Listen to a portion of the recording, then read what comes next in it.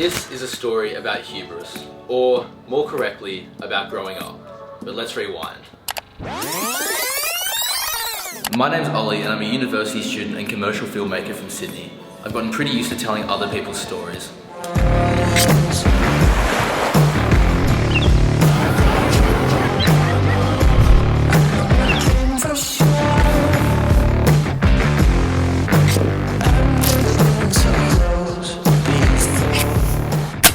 I'm not going to give the classic "I've wanted this my whole life." I'm going to be real. This is my story. Although I won some awards for photography, I didn't even start making films till I was 16 years old. But since then, it's been a whirlwind of projects and creative ventures. I took the commercial route because it got me out of hospitality and I made money doing what I loved. But at the back of my mind was the need to tell stories that I wanted to tell, not what others told me to. And whether I could make a career out of it. I ignored this. It wasn't the clear-cut career that school had laid out for me. It was just a dream, and I needed to get a real job. This was the first time I experienced hubris, overlooking what I wanted in order to impress. I didn't want this from a young age. I went through school straight arrow. I studied hard, got the grades, and graduated happy. I got into a respected degree. The degree I felt I had to pursue. I made my friends and family proud. This whole time I'm making films. Bad films, but I was learning. Eventually I started to get paid for it, but still thought nothing more than that. In reality, I thought film school was a waste of time. A waste of all the hard work I'd put in through 13 years of school.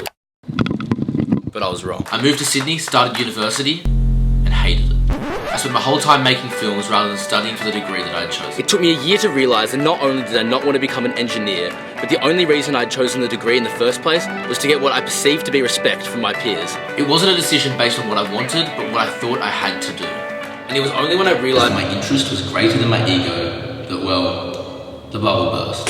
I changed to journalism and enjoy getting to write again.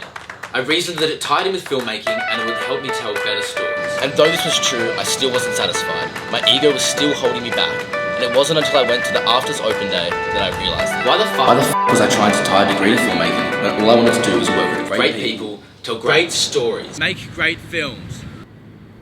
Why did this hubris tie me down to a university degree when all I wanted to do was chase this dream? It's taken 2 years, but I finally got to the point where I said, you know what? Fuck it. I'm going to be a university dropout and I'm okay with that. All I want to do is make great films. So I started my application to AFTRS, I started a YouTube channel, I started collaborating, I started making passion projects again. I got the ball rolling on everything I've wanted to do since seriously making films in year 12. I have a passion, and maybe I won't make as much money as an engineer, but I think Mark Twain had a point. I'd rather have a crack than push paper, and I'll be damned if I don't do just that. It took 2 years, but I finally grew up and realised I'm going to work as hard as I need to in order to chase this dream. So far, this has been a story of hubris, of trying to please others. From now on, it's going to be a story of determination. I will tell great stories, I will make great films, and AFTRS or not, I'll be damned if I don't do it.